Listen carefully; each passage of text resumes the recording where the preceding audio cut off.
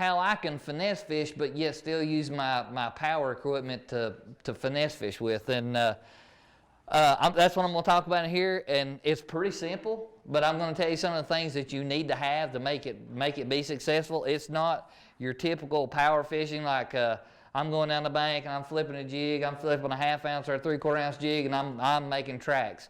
This is the exact opposite. This one you have to gear down. You got to get focused. And the other thing is you got to know that they're there. It ain't one of those deals where, you know, I'm just going to power fish down the bank doing this and catch them. It's kind of one of those deals, you know the fish are there, you fished, you've been catching them there. It's just this is one of those confidence things you can fall back on. It's like, hey, if I need a fish in a crutch or 2 or 3 fish in a crutch, this is how I can catch one. What I've come up with is, you know, I used to see guys, you know, like throwing Senkos and letting them sink and just dead sticking them. Well, I took that a little bit further, and you'll see a lot of guys do this now. But like I said, I was that guy. I hate throwing a Senko. But then I got thinking, I said, you know what? I could probably I'm that guy that believes in reflex bite. Like a lot of times a fish will bite a lure out of instinct. Like it falls in front of them, they got 2 choices. It's like I talked to the spinnerbait, they gotta bite it, let it go. Well, if you throw something in front of a bass, like you're flipping like in the summertime a 3/4 or 1 ounce jig, he's biting out of reflex. That's falling in front of his face. It's like rolling a ball in front of a cat. If you set a ball in the floor and the cat's over there, he won't touch the ball. But if you roll it past him real fast, he goes after the ball. It's the same way with the bass.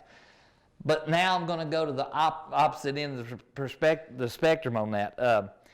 What I'm talking about is I like to take an 1/8, a 1/16, an 1/8, or a 1/4 ounce slip sinker, peg it on 14 to 20 to 22 pound fluorocarbon line shooter, usually shooter, and I'm flipping either a Zoom Slinky or like Stetson, he talked about a dinger.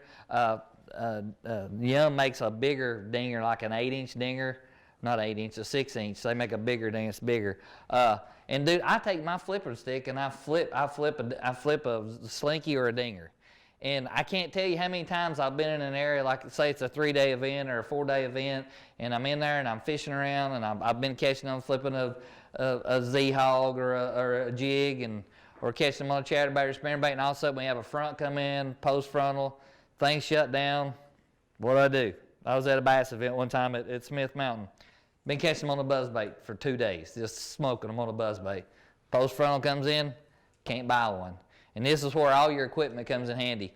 Power poles are a real key in this. Like, this is not a process that you're just going to buzz through there and you're going to blow down the bank fishing. It's like I'm pulling up, I'm going to drop my power poles. And Stetson talked a little bit about using your electronics. I use my live sight a bunch doing this. Like if I pull up to a dock, I can actually scan under that dock and I can see if there's a fish there. Do I know it's a bass? Maybe not, maybe I do.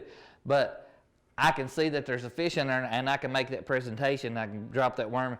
And the reason I think this works so well is where I talked about it going so fast. Now I'm going to the other end of it. I'm going slow. I'm going as slow as I can go, but yet as fast as I can, because I'm wanting to cover ground. I'm that guy that likes to burn through it. But what happens is on this worm, when you peg that, I like to peg it, and I always use a TK 130 trocar flipping hook, and I'll either use a 4/0 or a 5/0.